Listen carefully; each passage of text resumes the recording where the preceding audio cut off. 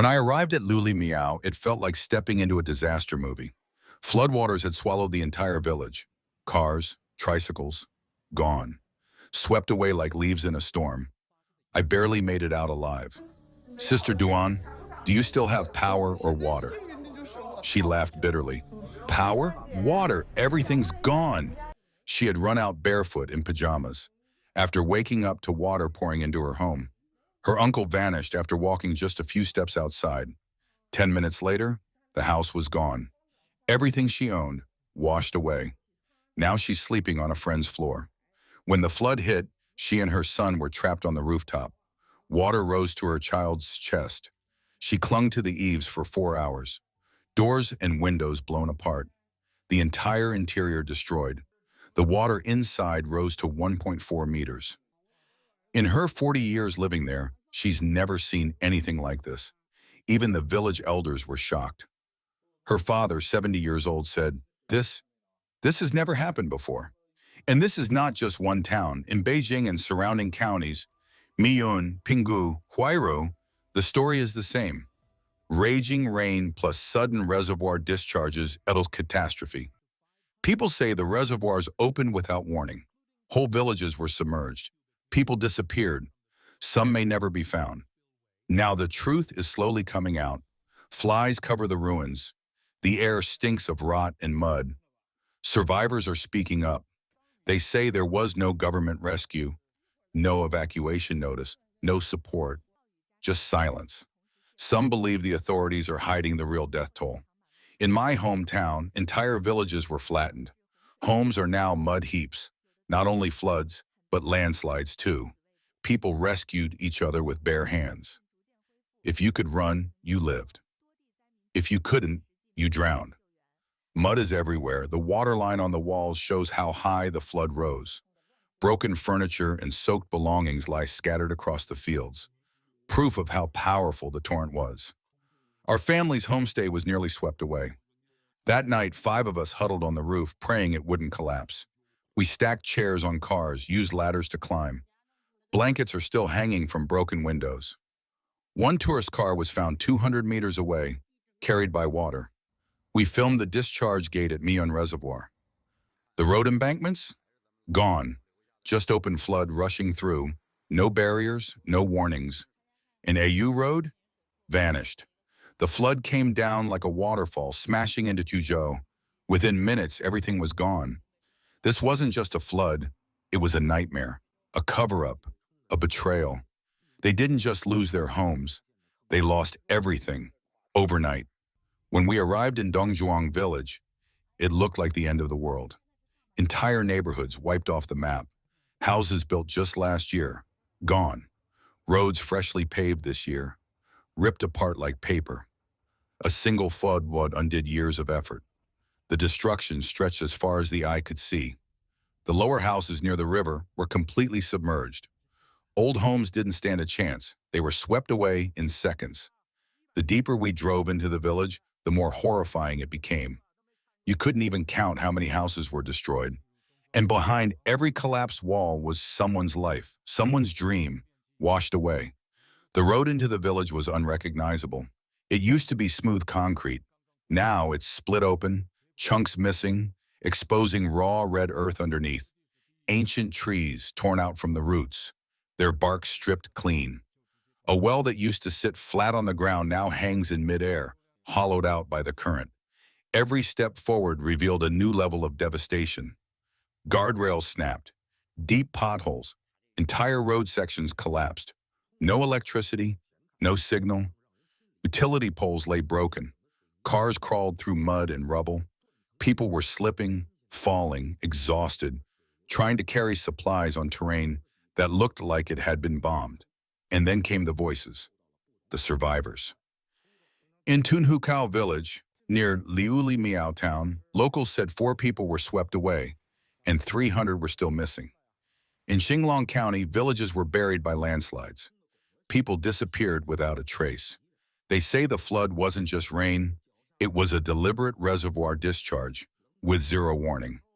One woman in Xiangshuihu village shared a chilling account. 3 family homes collapsed. Her dogs and cats were crushed instantly. She and her elderly mother had to jump out of a back window, climb into the mountains, and hide in a cave, in pajamas and slippers, covered in mud, shaking from the cold, eating wild vegetables to survive. There was no signal, no alerts, nothing. And her village wasn't alone. Yangjiatai, Jujiakou, Beikanzi, Nankanzi, all wiped out. Entire families swept away. Locals said the official death toll is fake. If you count both people and livestock, the number of casualties could be in the hundreds. In another report, residents of Huangyangkou village in northeastern Miyun said their area was hit hard, right next to a reservoir that had been crumbling for years. That dam hadn't been maintained, and when the water was finally released, it was too late. Villagers should have been evacuated to Beijing, but nobody came to warn them. Instead, homes were swept away, roads destroyed, even the garbage pits collapsed. Grass paths were washed off the map. When villagers returned to what used to be home, they saw a wasteland. Mud, rubble. The road split wide open like an earthquake had struck. Not a single flat surface remained. The destruction was so complete, one survivor said, "How's I know what it means to survive a catastrophe?" But here's the chilling part. This wasn't just a natural disaster. It was man-made. Residents began to ask the real questions. Why wasn't the water released earlier, gradually? Why wait until the flood was unstoppable? And was it all to protect the city? Or was it about something else? One theory spread quickly. The reservoir was full of valuable fish. Was the delay meant to protect property instead of people? In the end, the people were forced to accept the reasoning of sacrificing the small to save the big. They listened with heartbreak as it was explained that releasing the flood was a necessary choice. The water level had already exceeded safety limits, and if not discharged, the city would have faced a major risk. Under such circumstances, there was no other option but to let the floodwaters go, and they always flowed toward the countryside, never toward the city. Every time the city is at risk, the flood is diverted to rural areas. People questioned, is it because the suburbs of Beijing are of high economic value that they are willing to sacrifice other places to protect the city center? Official media ignored the suffering of flood victims and instead praised government relief efforts. Journalist Wang confirmed the truth was being hidden, with no clear death toll. Commentator Yuan Bin questioned why Xi Jinping, Li Chang, or even a vice premier hadn't visited the disaster site, suggesting that amid Zhongnanhai's internal power struggles, the loss of lives means nothing to them. Shenzhen's massive flooding, numerous shops and factories were inundated. In the early morning of August 5th, Shenzhen issued its first red alert for heavy rain since 2018.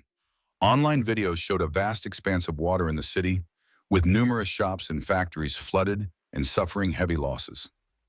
According to Shenzhen weather data, from 8:00 p.m. on August 4th to 5:00 a.m. on August 5th, Shenzhen's average cumulative rainfall was 84.0 mm, with a maximum cumulative rainfall of 208.3 mm at Gangtu Station in Longgong District, and a maximum hourly rainfall of 99.0 mm at Shangxia Station in Longgong District. In the early morning of the 5th, Shenzhen issued a citywide red alert for heavy rain, declaring a state of emergency. This is the first citywide red alert for heavy rain issued in Shenzhen since Typhoon Mangkhut in 2018. Heavy rainfall is expected to continue in Shenzhen today, with most areas receiving heavy rain, over 100 mm, and some areas experiencing extremely heavy rain, over 250 mm. The heavy rain in Shenzhen has caused severe flooding, potentially leading to flash floods, landslides, mudslides, and ground collapses. Many Shenzhen netizens have posted videos showing widespread flooding in the city, with water reaching chest-deep levels in some areas. Numerous vehicles have been swept away, and businesses have been submerged, causing heavy losses. One netizen who filmed a video said that around 4:30 this morning, floodwaters suddenly rose, flooding numerous businesses. Water on the sidewalks reached knee-high levels, causing significant losses for businesses. Another video shows a factory in Shenzhen flooded, with machinery and equipment submerged. In July, China was hit by its worst flooding in years. Relentless rains pushed the Yangtze River and reservoirs in Hubei and Hunan beyond warning levels. Roads were destroyed, thousands evacuated, and emergency dam discharges flooded downstream villages. Beijing recorded its heaviest rainfall in 140 years, causing flash floods and damage across the outskirts. In Shanghai, overwhelmed drainage systems led to citywide flooding. These events exposed the weakness of urban infrastructure in extreme weather. The situation may worsen as severe weather becomes more frequent. Central and eastern China remain at high risk, with dense river networks and poorly coordinated dam releases threatening wider disaster. Blocked roads are cutting off food and supplies, while contaminated water raises the risk of disease. Public concern is growing over the government's disaster response. If rains continue in August, China could face a major humanitarian crisis. Hoi ChatGPT.